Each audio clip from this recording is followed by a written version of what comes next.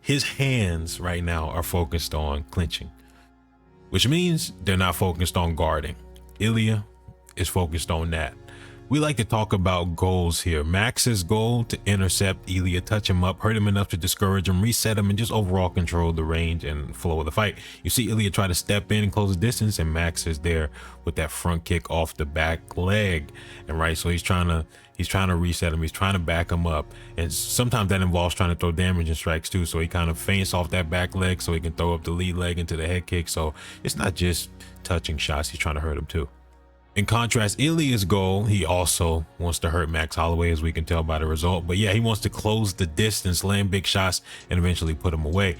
And the number one primary tool he does this in every fight is the foundation of his style. This step in feint right here. You see him, boom, lower levels right there, gets a big reaction out of Max Holloway. But that step in feint is good for testing the reactions of his opponent, just generally testing the water, seeing what works and what doesn't, and setting up actual attacks. Now, before we continue talking science, please stop for a second, hit the like button, hit the notification bell after you hit the subscribe, and then of course get down in the comment section, tell me your thoughts on what's next for both men. What should both men do after this result? And I know this might surprise some of you, especially my avid subscribers, but the jab is actually important for both people, even the smaller man. So for Max, he keeps his distance, right, and messes up Ilia's rhythm with his jab. That's what his jab is doing. And for Ilia, he closes the distance and he establishes his rhythm. And so he steps in with the jab. Okay, he gets a feel. You can tell that that jab is important because he immediately steps in with another one, and it sets up the right hand, a 1-2 combo. Now, Max has a problem, and it's starting to develop in this first round. And that problem has a few pieces to it that we're going to talk about. Ilia is discovering a pathway for a successful step in, and it requires a slip to his left. You see him slip to his left, and he goes over the jab, boom. Now, there's a few problems within that problem. For one, Max's jab is getting countered. That's a big deal. The most important punch. For two, Ilia is discovering a way to close the distance. That's a big deal. And for three, he's getting hit by Ilia Topuria, which, as we're going to see later, is the biggest problem of all. They get into an exchange because once Ilia lands a good shot, he follows up. We're also going to discover that later. Now, Max has another problem. There's a lot of problems.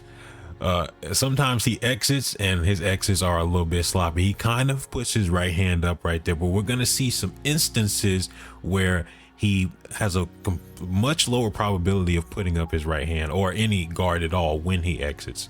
Now, the severity of this mistake in particular, him exiting with no guard, is magnified when he tries to post or frame or establish some sort of clinch control, or in this instance, push off. So they're exchanging, and as Max is exiting, right, you see him push off, and where's his guard? It's not there.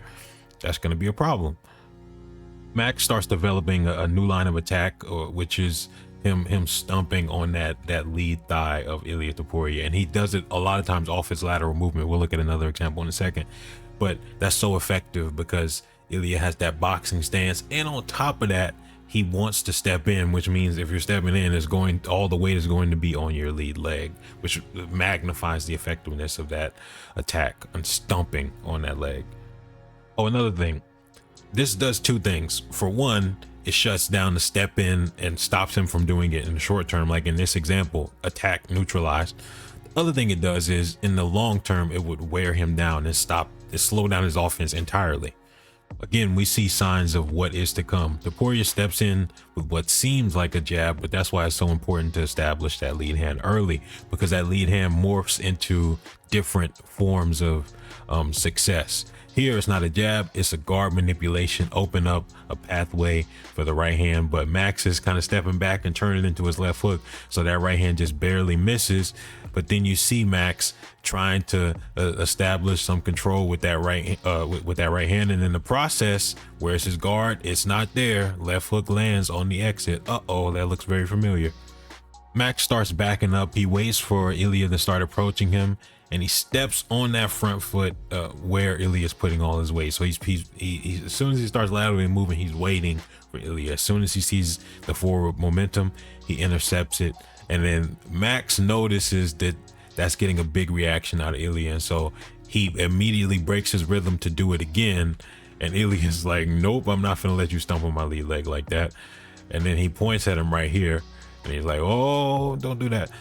Now, I said in my initial video that this is a turning point. You see, Ilia acknowledged that. And despite Ilia having a good second round, Max is starting to build, and Ilia realized he had to put his foot on the gas. And I say that for a reason.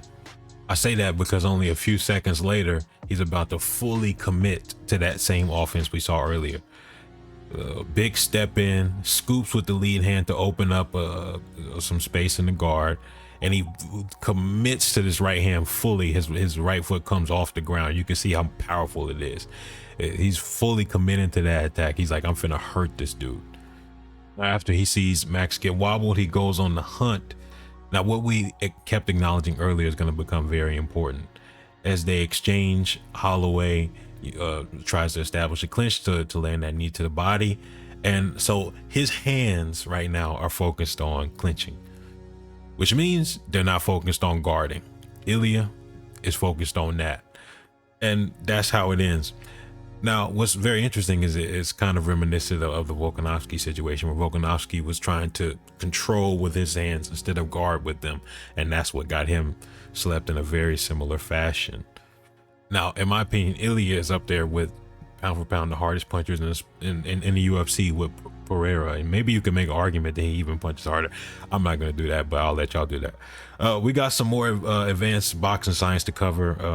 Topuria versus Bivol. We're not done yet. We'll get there. I'm out.